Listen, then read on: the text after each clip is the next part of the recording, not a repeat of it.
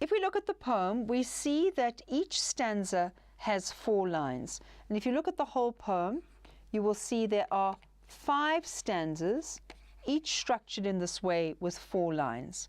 Let's look at the rhyme scheme. Bed, fled, heavy journey. Right, the heavy journey, it's not quite, but the E sound at the end. And this pattern is followed throughout the poem.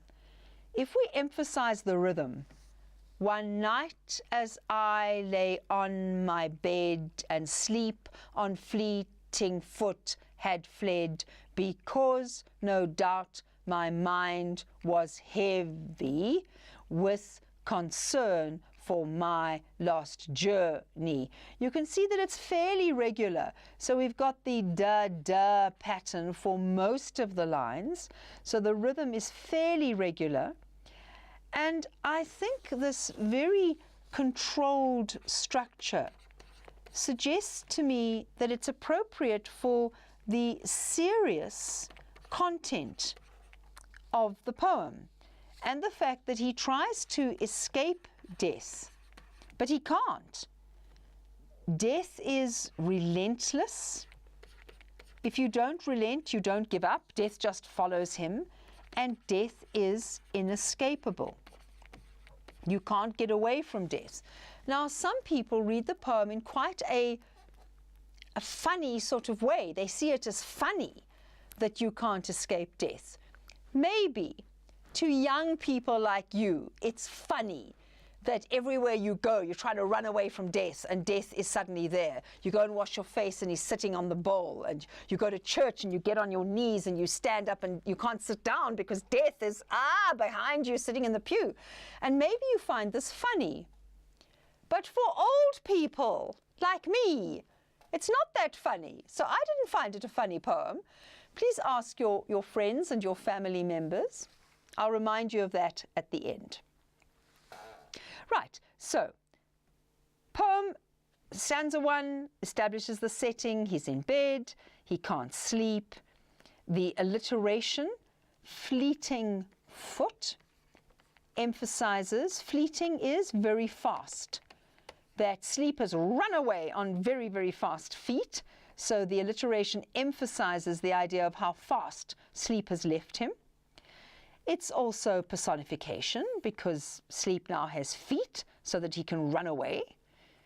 And you can imagine the person running after another person, the way he's trying to run after sleep.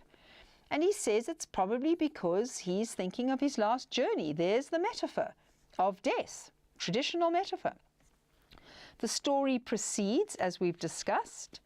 He calls for water. I think it's very common to wash your face when you're upset. Don't your teachers sometimes say to you, you've been crying or you've been upset, go and put some cold water on your face to make him feel better. And the man tries to calm himself and get a grip on himself. But however, just thinking about death brings death onto the rim of the bowl. So if I draw the bowl like that, this is the rim of the bowl, the edge of the bowl. And then he goes to church. Surely death won't follow him into church, and he wants some kind of comfort from church, spiritual comfort, but finds death sitting in his seat. I found this actually quite terrifying. Maybe I've got an over vivid imagination. He rushes to his chamber, his room, and he's really sure that death is outside, and he's locked the door and death can't come in. And then death comes right through the floorboards. I must admit, that image I found actually quite frightening, dreadful thought. And then finally, he goes off to sea in a boat, hoping that death can't float, thinking he's escaped. But before he reaches the deep, the deep part of the sea, he discovers that death is in control. And in fact, death has been in control throughout. He's steering the ship here. And we realize that this is what's been going on right through the poem. He's been in control.